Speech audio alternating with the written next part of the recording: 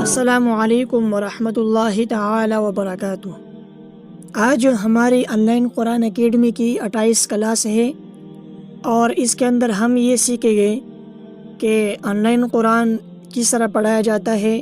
جب ہم کال کریں اور اسٹوڈنٹس کال کو اٹھائے تو کلاس کی شروعات کس طرح کرنی چاہیے، اور جو بڑے ٹیچر کے لوگ ہیں اور بڑے لیول کے لوگ ہیں وہ کس طرح کلاس کی شروعات کرتے ہیں اور ان کا طریقہ کار کیا ہے۔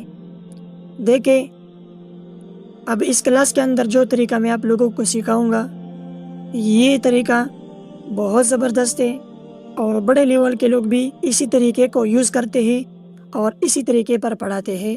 اچھا، تو پڑھانے کا طریقہ کار یہ ہے کہ جب آپ کال شروع کریں، یعنی اپنے اسٹوڈنٹس کو کال کریں اور وہ کال اٹھائے، تو اس کے بعد آپ نے سلام کرنا ہے۔ آپ نے کہنا ہے السلام علیکم ورحمۃ اللہ تعالی وبرکاتہ۔ تو بچہ اس سلام کا جواب دے گا۔ اگر بچے نے پہلے سلام کیا تو آپ نے جواب دینا ہے وعلیکم السلام ورحمۃ اللہ تعالی وبرکاتہ۔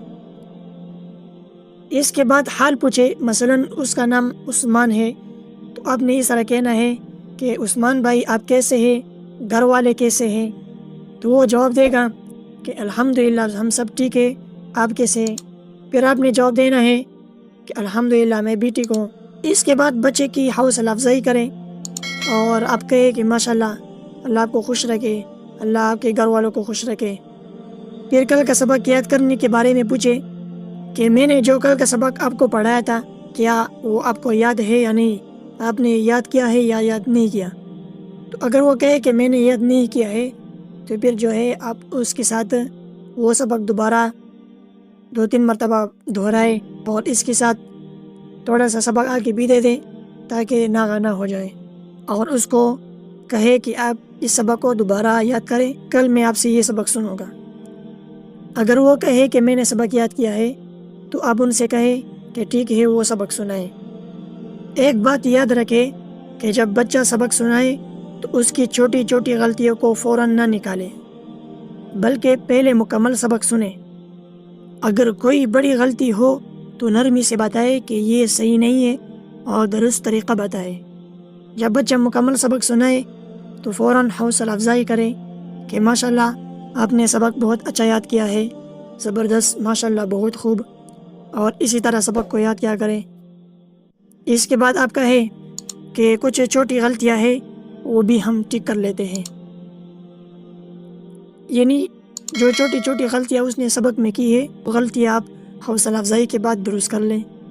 اور یہ بات بھی یاد رکھے کہ اس کی غلطیوں کو آرام سے سمجھائے اور درست ادائیگی کا طریقہ بتائے۔ یاد رکھے کہ نیا سبق دینے کے لیے چند آیات خود پڑھے اور کہے کہ وہ آپ کے پیچھے پڑھے۔ بچے کے ساتھ نرمی سے کام لے اور اس کی ہر ممکن رہنمائی کرے۔ وقت کا تعین وہ آپ کی مرضی ہے، آپ چاہے آدھا گھنٹہ رکھ لے یا مکمل گھنٹہ رکھ لے یا 20 منٹ رکھ لے، تو آپ کی مرضی ہے، آپ جتنا وقت طے کر سکتے ہیں وہ طے کر لیں۔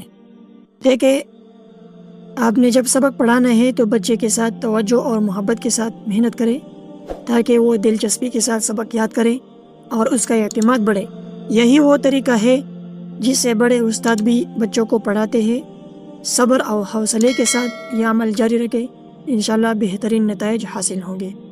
تو ملیں گے نیکسٹ ویڈیو میں۔ جزاک اللہ خیر۔